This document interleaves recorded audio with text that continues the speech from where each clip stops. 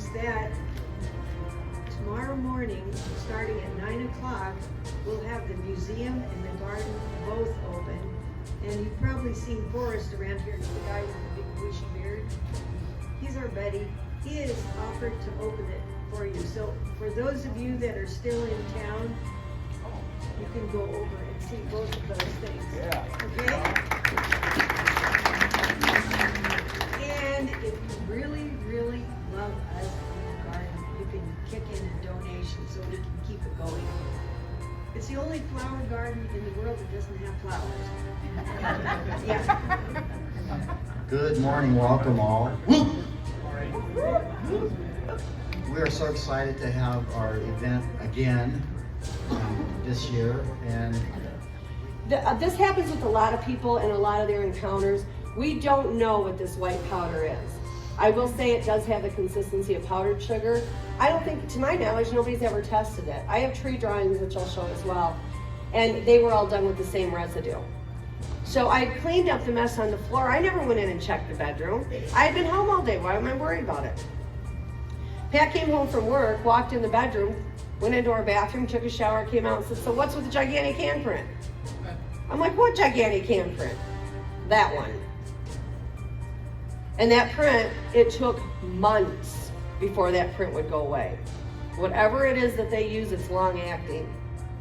Here's Dr. Igor Borstev. Looks like a wonderful picture of him out in my yard until you look back here. And right here, which I'm sorry guys, it's hard to see, I will have a close-up of him, is an individual. His tribal name, I'm not gonna reveal, but we call him Brownie just because at that time he was only 9.5 foot tall. He's almost 11 now. And he's all brown, very, very long hair. The other thing I want to point out on each one of these, please, when you go into the woods or think that you're looking for Bigfoot, which don't chase them, make a bonfire, sit down, they'll find you. They hate to be chased. Everyone is different. Just like all of us here today, there's no two people in this audience that look alike. There's no two Bigfoots that look alike. They don't all have the cone-shaped head. Shadow's head is not any bigger than a normal man of our people, and it's shaped exactly the same way. Maybe covered in hair, but it's the same way. They come in all color combinations. Shadow's all white, yet he has a black stripe on his upper left arm, just like one of us would have a tattoo. They are all different, is my point. You have long hair, you have short hair, you have bald faces, you have some Shadow's faces completely covered in hair, including his eyelids. All very short till it gets down to his chest, and then it gets about 3 inches in length. But it's all covered. You have various skin types. You have the dark skin type. You have the cream color skin type. You have gray. So really there's nothing off limits in your color combinations in the hair and the skin, as well as length or shape of the body. There's only what we can say, this is predominantly what we see. And with what we got. Well, first guy up here, see the guy with the thumbs up? That is Richard Williams. I'll pass it up a little bit for you. That right there is a Super X structure. As you can see, that's made out of 2 entire lodgepole pines. All of the bark has been stripped off, all the branches have been stripped off, and they were placed there. That guy was driving through the mountains, the Sapphire Mountains, and he was just driving along. He's another Bigfoot researcher from over in Idaho.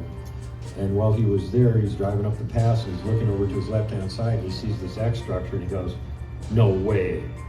That can't be an actual X structure. It's way too gigantic." So he's curious. He pulls over, and he looks across the river, and he's like, "Wow, I'm going to have to wade through this icy river and go over there and check it out, because this is just too intriguing." And so he did. He got a stick, and the river's about like that deep, and it's like liquefied ice. So he goes wading over there, trying to not get pushed down the river by the current.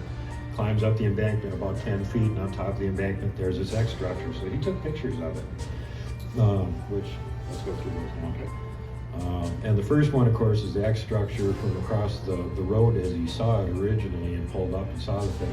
Is that an X structure? Yeah. Well, like I said, he went across the river, went to check it out, and then when he got there, he started documenting, is this really an X structure? Is either one of these pushed over? Is there a root system here? Did they grow here? The answer is no. Both of these were literally taken from somewhere else and moved into place. And I talked to several of the loggers up there and showed them this picture and said, "Okay, you got 2 lodgepole pines there. How big are we looking at?" And they said, well, according to our guesstimation on one that size, what we're looking at is about 6,000 pounds each. So something can pick up 3 tons and walk around with it, put it into position. Okay. There you go, there's Richard. He's standing underneath it. I got this picture, I was on the other side of the river from and zoomed in a little bit so you can see the scale on it. This one is not completely symmetrical. It doesn't have the crossing of the X right in the middle of it. It's a little bit lower. There's one end of it, as you can see, that ain't from there. And the same thing with the other one. The other one actually was placed in between the fork on a fallen tree so that the bottom of it wouldn't be able to skid and move anywhere. And because of their careful placement, the thing held in position, as you can see right there. For 3-4 years, I think the other side of it, something happened and it fell down, and then this one eventually came down too. But anyway, that was enough to alert us to that there's probably Sasquatch up here because something made that thing.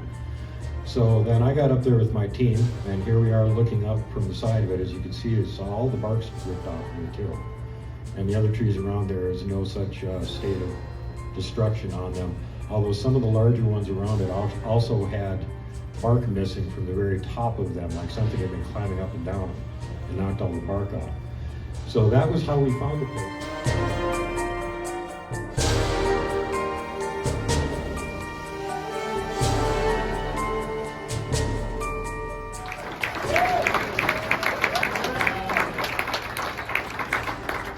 Thank you, thank you, thank you. That humbles me, really. Glad to be here.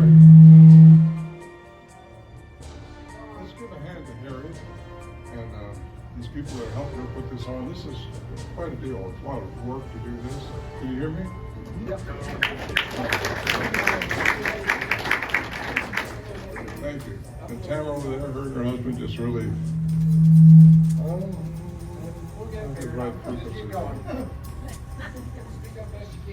I will.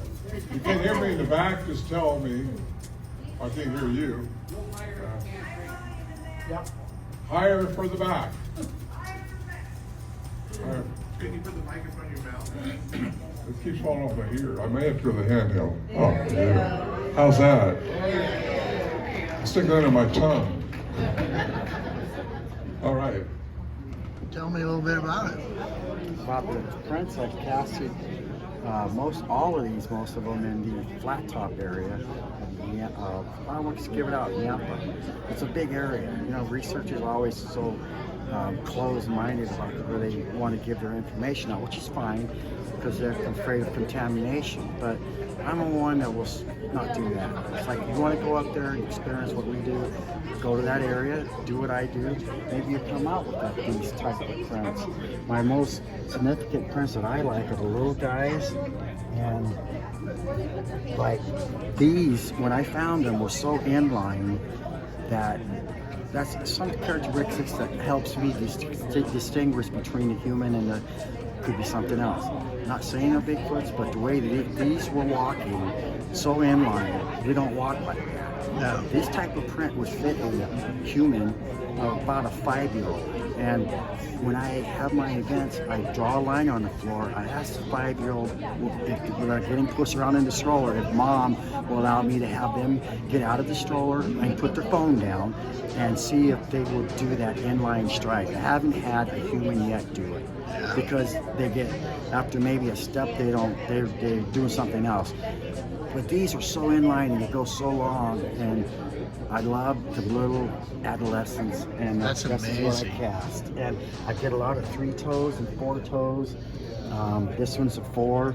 This one's a 4. Don't necessarily. We have 3, 4, and 5 toes. I don't care what anybody says. That's what happens. Okay. So you're going to see this, and also you're going to see in here that I know in that area that they were growing. A family was growing. This is a 2016 print. This is a 2019 print. If you look at them, the divots are, the valley's the same there, and there's a divot right in here that I love to share these because this is a 3-year difference. This is how big that got, and we do know that Wow. but I do feel that there's It's a the same family that's one. growing there. Yeah. And this is a little bit of a proof that they are. And if you see Jason used to follow me and watch what I did. He went to another reservoir not far from where I'm at. The same prints are he's getting there. Wow. So I tried to show in my presentation yesterday, as researchers, we don't always have to be so bounce, bounce, bounce, that we got together intertwined. And I gave up a half hour of my presentation yesterday to him to explain his stuff. Sure. And it's not about glorification of it, it's about the education of it. Absolutely. Well, thank you, Kenny. That's awesome. Yeah. Appreciate you sharing that with me. Had to turn it. So let's get us in there.